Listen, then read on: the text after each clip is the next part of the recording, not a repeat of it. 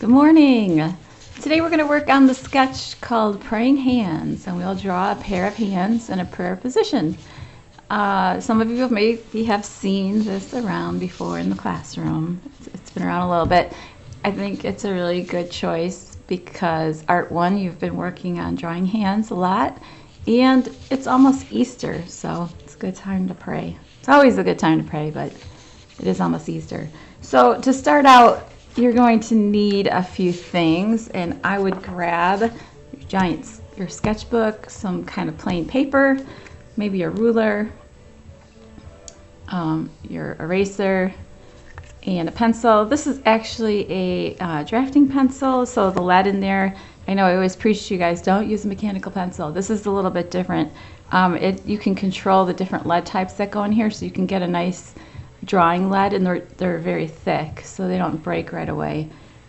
So if you're really into drawing with pencil, these are nice because it's basically always the same weight and length as with, unlike a regular pencil when you sharpen and it gets shorter and shorter.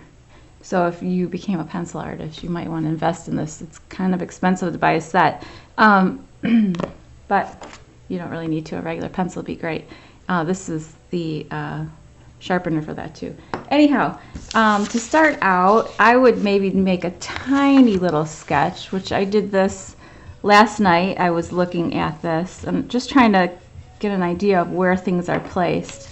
They show on here to draw little dots, and it's kind of helpful maybe, but for my brain, when I just look at that, it just doesn't, to me, that doesn't work. I need to see the final result and know where I'm going first. But everybody's brain is different, so this might do it for you. And the reason I told you to get a ruler, do a quick study about this too.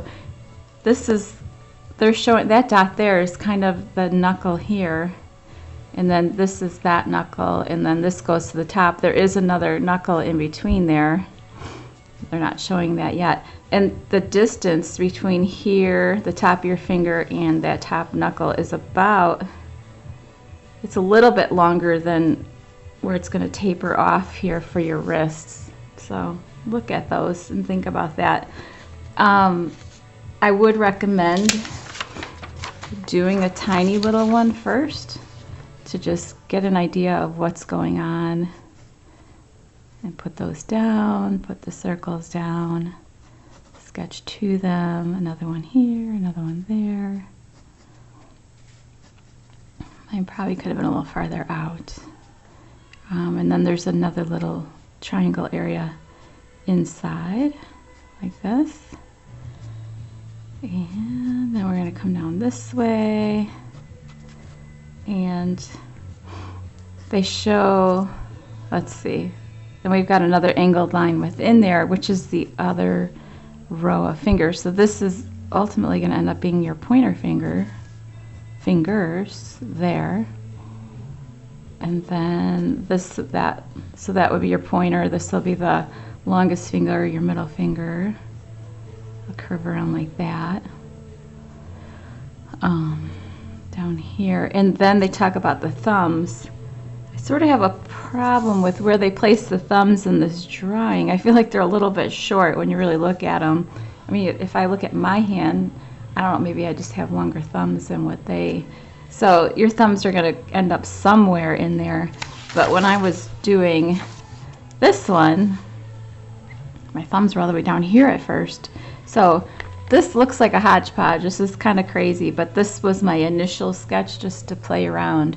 And what I discovered is work your way out and then work big, outline, and then get inside. And this middle part in between your hands, there's other fingers in there. That will be last. You'll get to that last. And the other thing with this drawing, they show towards the end, they have the person in handcuffs. You don't have to draw handcuffs. But I suppose if you were maybe being sent to jail and you had handcuffs on, you might want to pray. They also show it with a rosary on there, and you can draw a rosary on there. You can draw a flower. Your hands could be praying and holding anything. You can draw like the cuff of a shirt. It's totally up to you. So if you want to start out on bigger paper, I would ask you to draw a larger size if you could. I don't really want a tiny little drawing. The other thing I'm going to ask you is to really take the time. The sketch is worth 20 points. It's not the usual 10 points. And really are supposed to be taking a class period to do this. So I'd like you to spend a little bit more time with it. When you start out with this, sometimes it's not going to look like what you think it should look like. And if you notice, I'm very light and sketchy with my pencil here. I'm trying to follow the paper here, how their technique, and I'm not gonna lie, it's not how I draw really, but I want to show you this because it can be helpful. If it isn't how you draw either, then you draw it the way you want, as long as you can get a pair of prayer hands completed. So I'd go along like this, but I want to go, and then this is like right here on your thumb where it's kind of soft. I think my problem too is I want it to look how I want it to look right off the bat, and I'm not even following my own rules because drawing takes time.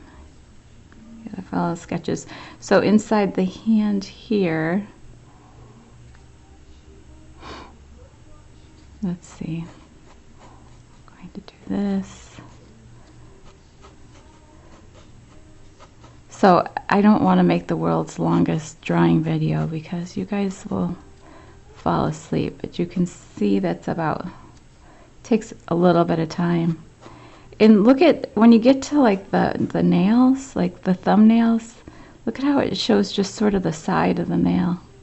This starts setting the drawing up to look three-dimensional.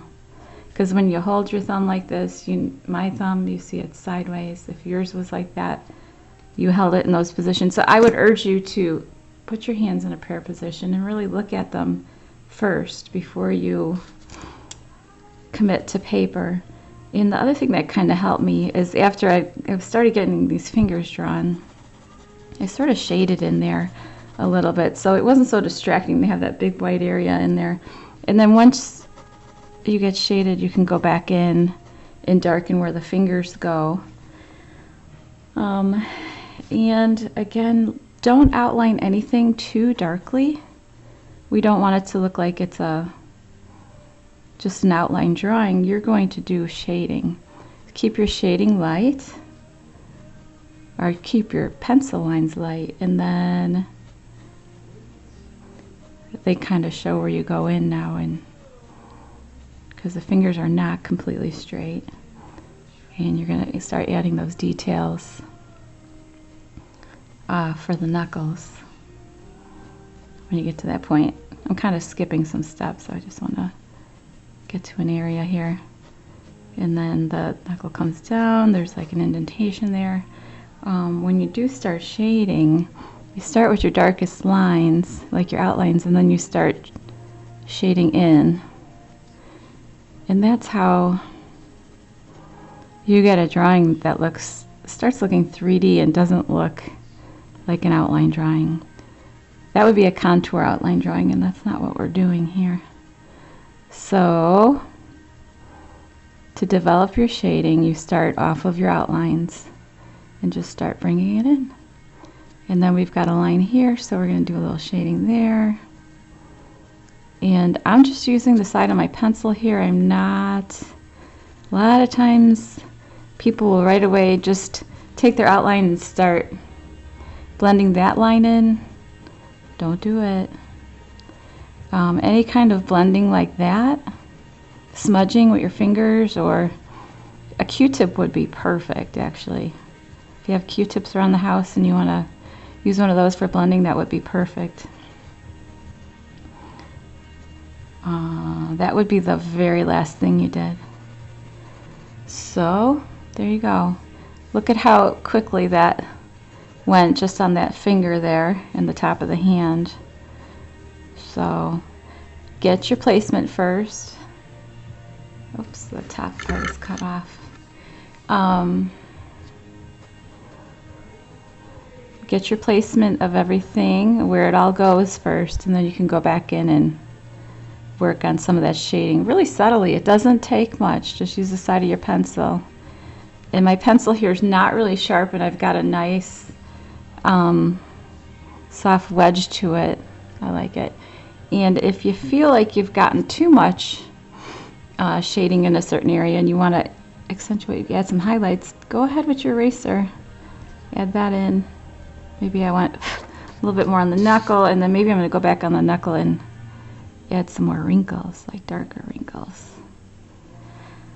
So anyhow, that's the deal for this. I hope to see some really beautiful prayer hands. And if you've got any questions or you're in the middle of it and you're not sure how you're doing, shoot me an email. I'll let you know. And this is due by midnight tonight, and send me a picture. And also, you don't have to put cuffs on there, and you could put a rosary. You don't have to. It could be just hands. It could be a different kind of shirt, like cuffs there. Anyhow, good luck, guys, and have a great day.